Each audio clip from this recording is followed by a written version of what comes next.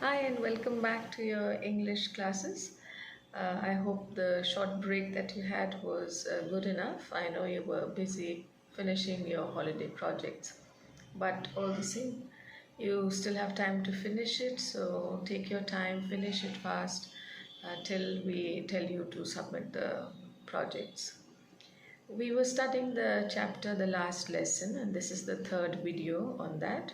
Just a quick recap of what we have studied.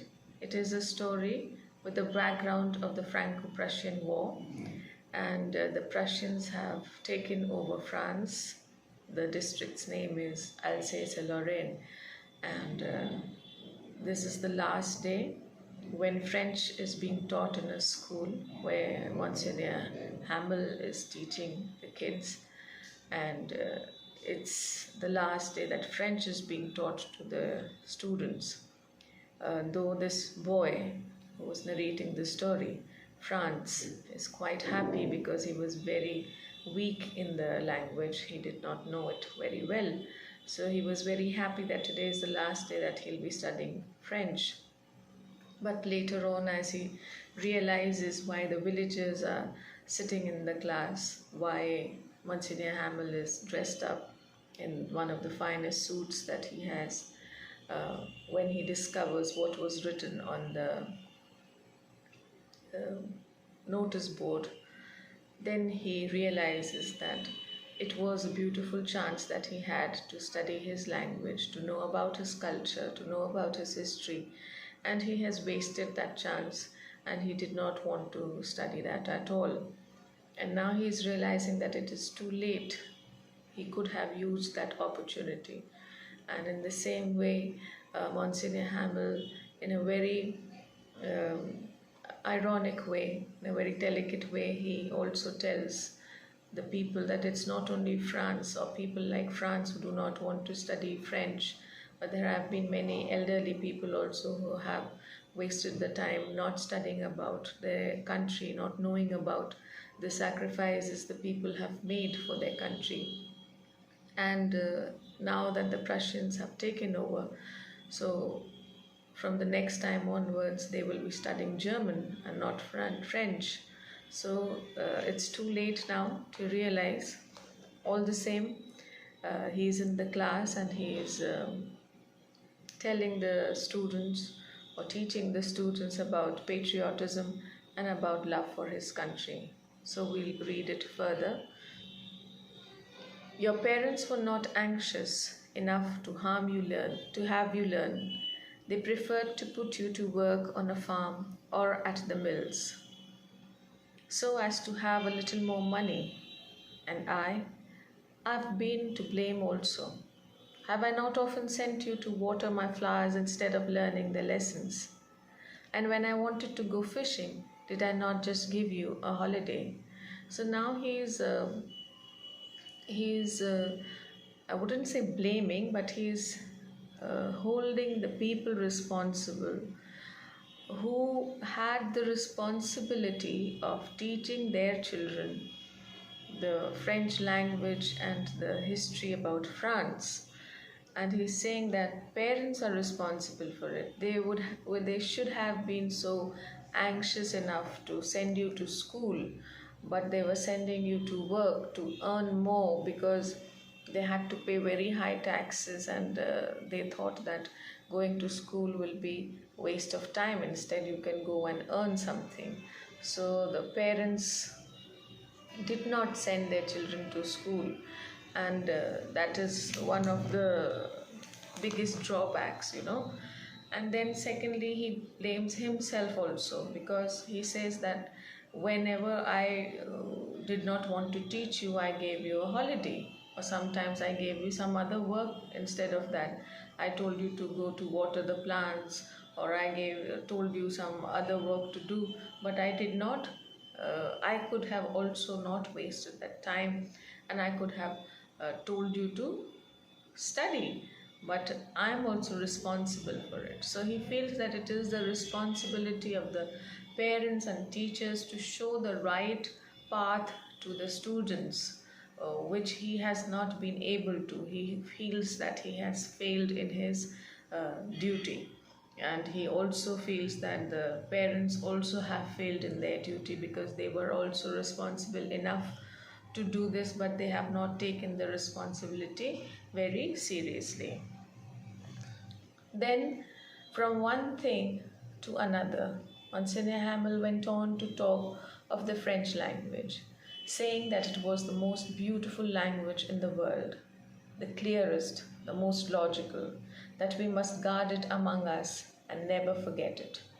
Because when a people were enslaved, as long as they hold fast to their language, it is as if they had the key to their prison.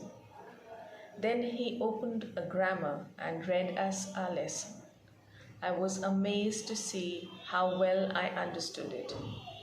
All he said seemed so easy, so easy.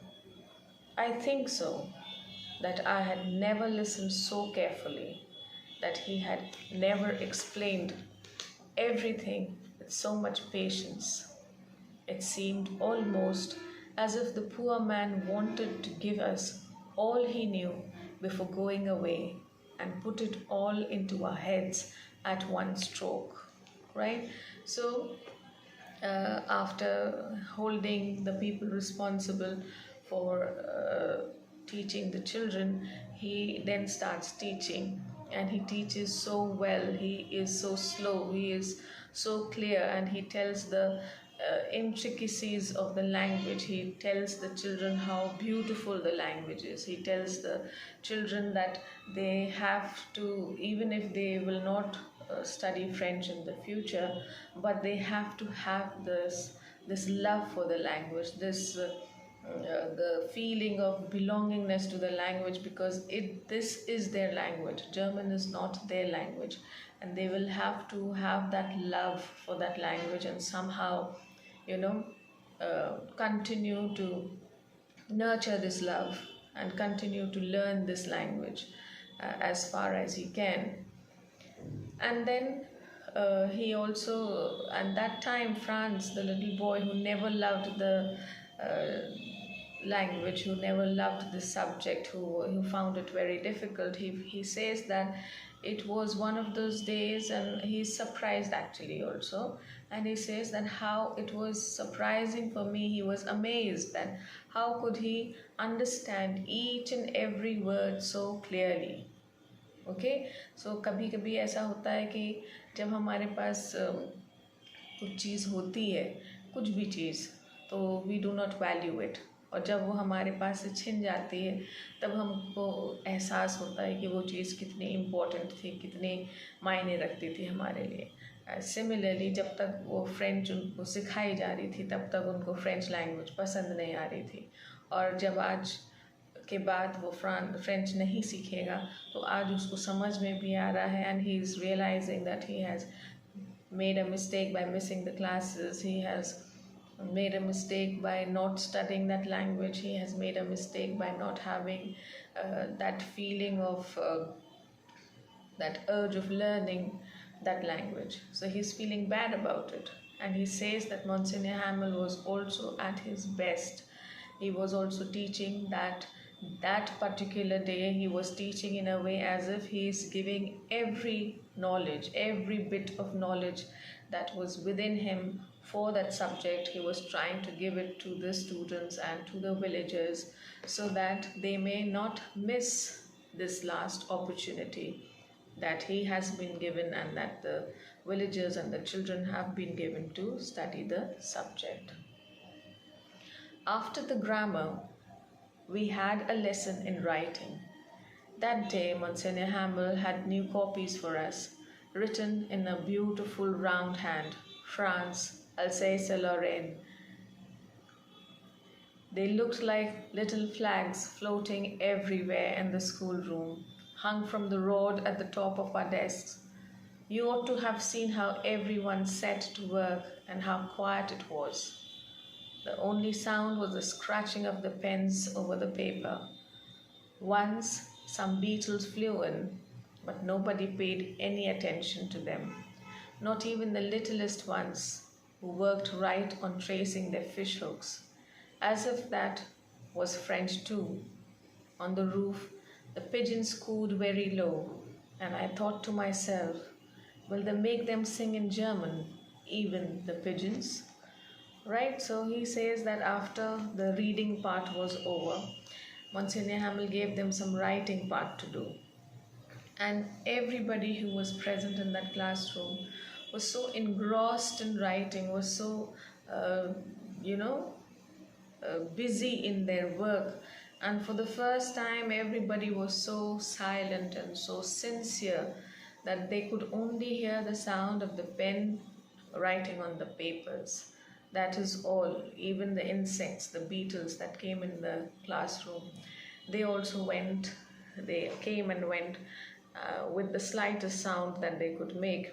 And he says that even the pigeons were present there, and even they were cooing in a very, very soft voice. And he thinks to himself that will it be possible for the Prussians to teach them German? Maybe even even the pigeons might start singing in German, like how they have stopped for the people the study of French. Maybe they will stop it for the others also. So it's a satire, it's very sarcastic comment that he is giving, that लोगों को तो रोक ही दिया है, अब हो सकता है शायद पिजन्स को भी वो जर्मन सिखा दें ताकि पिजन्स भी जर्मन में गाने लगे. So that is the feeling of patriotism, how now he is realizing that love for his country, that love for the language. And then he is realizing that how he has wasted his time not studying the chapter, not studying the language, not taking it very seriously. Okay, so it's a lesson for us also that the opportunities that are given to us, we are very lucky that at least we are getting a chance to study.